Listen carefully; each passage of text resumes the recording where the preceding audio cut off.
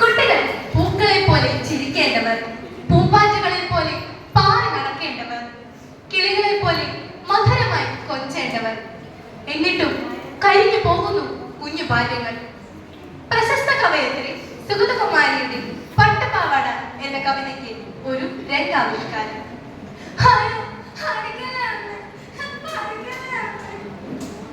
റോഡിൽ പോയി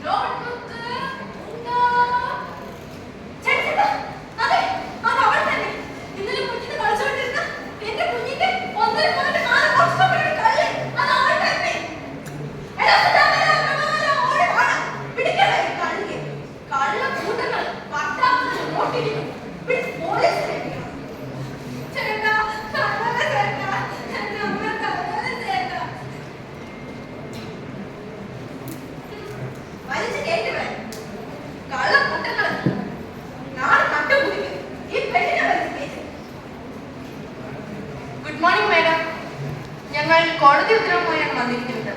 ഈ കുട്ടിയെ കുറച്ചു ദിവസത്തേക്കിന് ഇവിടെയൊന്ന് താമസിപ്പിക്കണം. ഈ കുട്ടിയുടെ അമ്മ ഒരു മോഷണ കേസിൽ ജയിലിലാണ്. കൂടാതെ ബന്ധുക്കളൊക്കെ ഒളിവിലും. അപ്പോൾ ഇവിടെ കുറച്ചു ദിവസത്തേക്കിന് ഇവിടെ ഒന്ന് താമസിപ്പിക്കണം.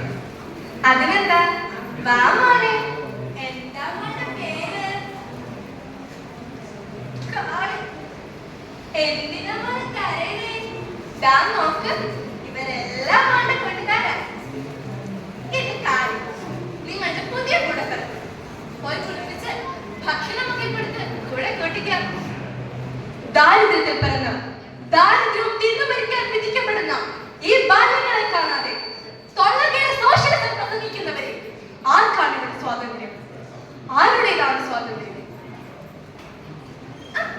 ഇതാരും കാര്യം കുട്ടി ആയല്ലോ. അല്ല, ഞാൻ കാളിയല്ല. എൻ പേര് നാനേ മാറ്റി. ഞാൻ ഹേമലത. ഹായ് ഹേമലത, നല്ല പേര്. നമുക്ക് പോയി കളിക്കാം. എനിക്ക് ഒരുപാട് പാട്ടുകൾ தெரியும். ആണോ? എല്ലാമേ തമിഴ് പാട്ട്. എന്നെ പഠിക്കുമോ? ഹേമലത, ഈ പുസ്തകങ്ങൾ നിറയെ കഥകളാണ്. പുസ്തകങ്ങൾ വായിച്ചാൽ ഈ ലോകം നമുക്ക് മുൻപിൽ ഇങ്ങനെ തുറന്നു വരും. പിന്നെ സൂര്യൻ, ചന്ദ്രൻ, നക്ഷത്രങ്ങൾ, ഗ്രഹങ്ങൾ എല്ലാം നമ്മുടെ കൂട്ടുകാരാകും. ആണോ? എനിക്ക് എഴുതുവാനേ ഒന്നും தெரியாது. പിന്നെ ഞങ്ങളുടെ സ്കൂളിലായിരിക്കാം. നമുക്ക് ടീച്ചറമ്മയോട് പറയാം.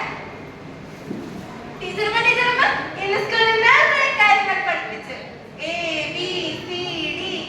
ടീച്ചറമ്മ, എനിക്ക് ആസை இருக்கு. சொல்லட்டுமா? എനിക്ക് ഒരു പട്ട് പാവാട വേണം. പട്ട് പാവാട ഇട്ട് ഞാൻ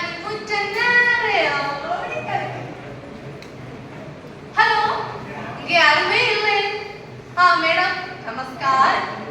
ഞാൻ അഡ്വക്കേറ്റ് മണികണ്ഠ അയ്യർ. ഇത് ഇവിടെയുള്ള കാളി എന്ന കുട്ടിയുടെ അമ്മ ജയിൽവാസം കഴിഞ്ഞു വന്നിരിക്കാൻ കുട്ടിയെ വിട്ടയക്കണം എന്നാണ് കോർട്ട് ഓർഡർ. എന്റെ സ്വന്നാലും കുട്ടിയെ വിട്ടയക്കണം. കൊണ്ടുപോകരുതേ, തെരുവിന്റെ ജനതയിലേക്ക് വലിച്ചെറിയാൻ ഇനിയും അനുവദിക്കണോ കുട്ടിയെ? അല്ലേ, കൊണ്ടുപോകരുതേ. അവൾ പഠിക്കാൻ പിടിക്കുകയാണ്. നിങ്ങൾക്ക് രണ്ടുപേർക്കും ഇവിടെ കഴിയാം. അവൾ പഠിച്ചോട്ടെ.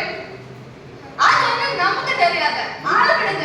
ഹേ കാളി, വാ പോകാം. എന്നെ കൊണ്ടുപോകുന്നത് പറഞ്ഞിരുന്നമ്മ. എനിക്ക് പോകണ്ട. എനിക്ക് കാളിയാവണ്ട. എന്നെ കൊണ്ടുപോകുന്നത് പറഞ്ഞിരുന്നമ്മ. എന്നാ